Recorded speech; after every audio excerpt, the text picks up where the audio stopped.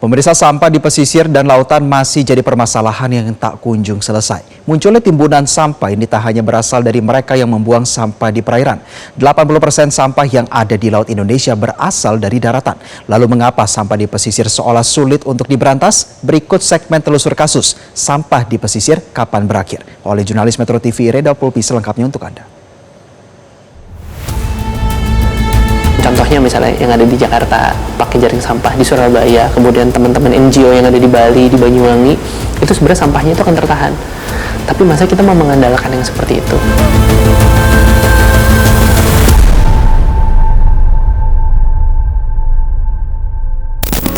Lagi-lagi sampah, tapi kita memang tidak bisa jauh-jauh dari sampah. Menurut KLHK, satu orang Indonesia menghasilkan 0,7 hingga 1 kilogram sampah per harinya.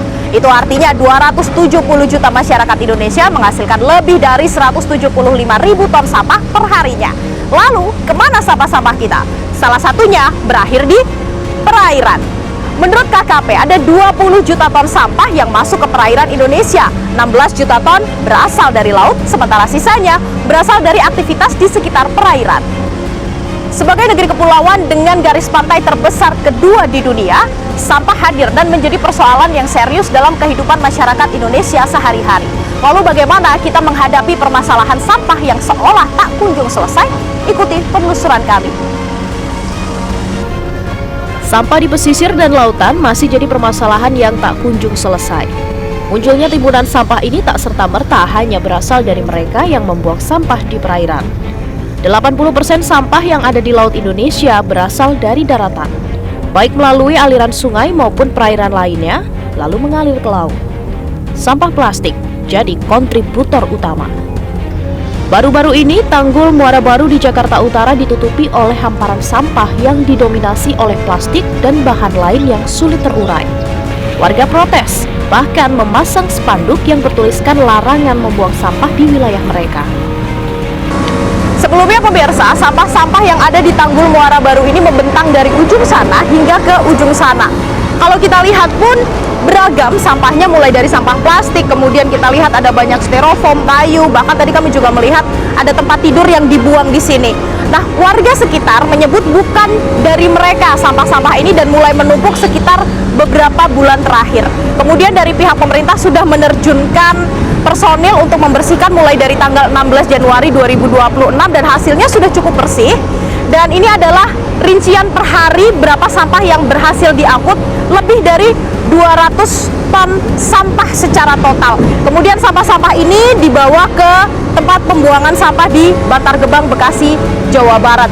Yang masih menjadi pertanyaan, dari mana sampah-sampah ini? Sebab kalau kita lihat posisi dari tanggul ini sebenarnya tidak menjadi satu atau tidak ada jalur dari laut, sehingga bisa dipastikan bahwa sampah-sampah ini tidak terbawa arus karena cuaca yang sedang ekstrim. Nah, kami akan mengajak Anda untuk mencari tahu dari mana asal sampah-sampah ini.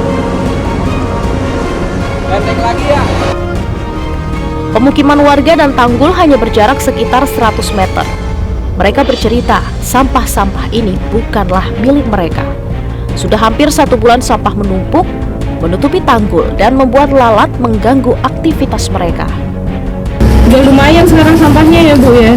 Iya, orang jangkutin sih kemarin malah soalnya. Kemarin mau lalernya, bikin laler banyak itu. Oh, itu lalat itu karena itu? Iya, dan dulu kan sebelumnya enggak ya? Dari kapan sih Bu? Oh, udah lama sih. Cuma baru ketahuan kemarin. Tadi saya ngobrol di atas, katanya ada warga yang ngelihat apa buang sampah Itu sekarang juga masih ada. Oh iya, dari mana sih Bu? Kenapa sampahnya dari mall-mall itu pakai plastik hitamnya di situ? Gara-gara sampah jadi banyak lalat ya Bu ya? Iya, ini kalau gini biasanya nggak ada loh. Biasanya nggak ada kayu nyamuk. Dari kapan sih Bu? Itu kayaknya udah sebulan deh.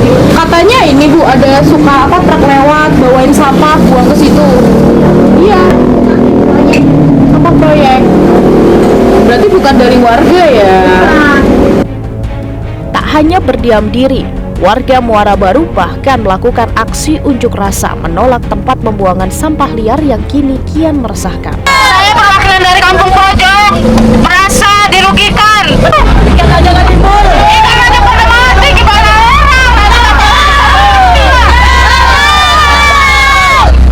Ini bukan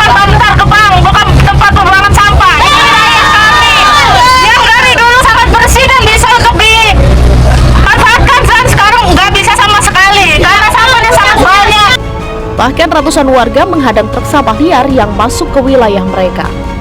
Video amatir milik warga merekam satu truk membawa sampah pepohonan dihadang saat hendak membuang sampah tersebut di lokasi. Sopir truk mengaku berasal dari Muara Karang atas suruhan seseorang. Dari Muara Karang, sehari di Bu Ali. Saya baru ini. Baru ini. Yang nyuruh siapa? Siapa ya lupa? Lurah Penjaringan, Makhrus Nugroho menanggapi laporan warga dengan menghentikan pengerukan dan pembuangan sampah secara ilegal di Tanggul Muara Baru. Kita lagi proses Pak ya, kita lagi proses ya oleh pimpinan, sudah menjadi atensi pimpinan ya. Sementara Gubernur DKI Jakarta Pramono Anung menegaskan bahwa perilaku membuang sampah sembarangan harus dihilangkan. Kemarin yang di Muara Baru kan langsung kita tangani, kita bersihkan. Dan ini juga menjadi peringatan bagi seluruh warga Jakarta agar perilaku membuang sampah di sungai itu ya harus dihilangkan di Jakarta. Kini Tanggul Muara Baru sudah lebih bersih dibandingkan pekan lalu. Spanduk larangan dan ancaman denda bagi pembuang sampah ilegal sudah terbentang di pintu masuk menuju Tanggul. Meski bukan jaminan tak akan ada lagi oknum nekat yang membuang sampah di perairan ini. Sampah pesisir tak hanya jadi permasalahan di Jakarta, namun sudah menjadi keresahan nasional. Apalagi hampir 75% wilayah di Indonesia adalah lautan. Pekan ini Pantai Kuta di Kabupaten Badung, Bali kembali dipenuhi sampah kiriman. Paling banyak kayu dan ranting yang juga menyerbu Pantai Legian dan Seminyak. Sampah laut musim angin barat menjadi salah satu faktor Bali terdampak sampah kiriman tiap tahunnya. Biasanya sampah-sampah ini muncul pada bulan November hingga Maret. Tak hanya Bali, Pantai Kilensari di Situbondo, Jawa Timur juga dikepung sampah yang berasal dari pembuangan di sungai. Setiap hari, kiriman sampah dari tengah laut mengendap di bibir pantai. Kami menemui peneliti BRIN Reza Cordova yang mengungkapkan bahaya sampah di laut terhadap manusia. Bukan hanya dampak lingkungan, namun juga merusak ekosistem serta biota laut. Ada namanya bioakumulasi. Bioakumulasi ini kita bisa diistilahkan kalau ada satu partikel plastik dimakan oleh satu plankton dan kemudian 10 plankton lain makan hal yang sama. Nah, di sisi lain ada ikan yang kecil nih. Ikan kecil makan 10 plankton dalam satu hari. Berarti secara tidak langsung dia akan memakan 10 mikroplastik. Ikan kecil akan dimakan oleh ikan sedang. Ikan sedang akan memakan 2 ikan kecil. Berarti kan artinya secara tidak langsung ikan sedang akan mengkonsumsi 20 mikroplastik yang ada. Nah, itu namanya biomagnifikasi. Hewan laut atau bahkan hewan darat tidak bisa membedakan mana plastik, mana yang seharusnya makanannya. Nah, ketika itu sudah terjadi, mereka tidak sengaja makan plastik dan akhirnya selalu merasa kenyang.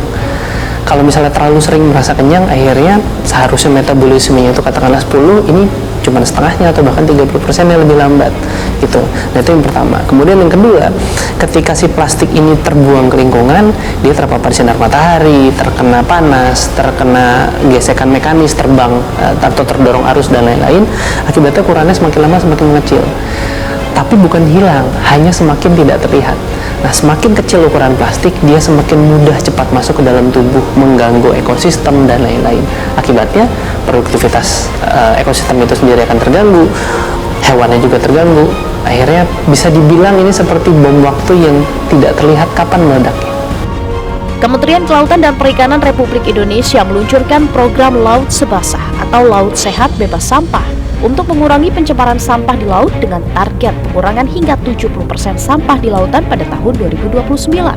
Meski sayangnya KKP belum merespon permintaan wawancara kami. Reza menambahkan ini merupakan langkah positif meski cukup sulit. Menurutnya cara paling mudah mengurangi sampah di pesisir dan lautan adalah dengan menangani sampah yang ada di darat terlebih dahulu. Jadi kalau kita lihat nih, sampah ini kan berasal dari sumber. Kalau yang ada secara umum di global, kemudian di Indonesia, aktivitas di darat itu jauh lebih banyak, ya kan? Dan dia akan menghasilkan sampah. Yang kedua adalah aktivitas yang ada di laut. Kalau secara proporsi antara 80-90% sampah itu dihasilkan dari aktivitas yang ada di darat, 10-20% itu yang ada di laut. Dan memang terjadinya faktanya seperti itu kan.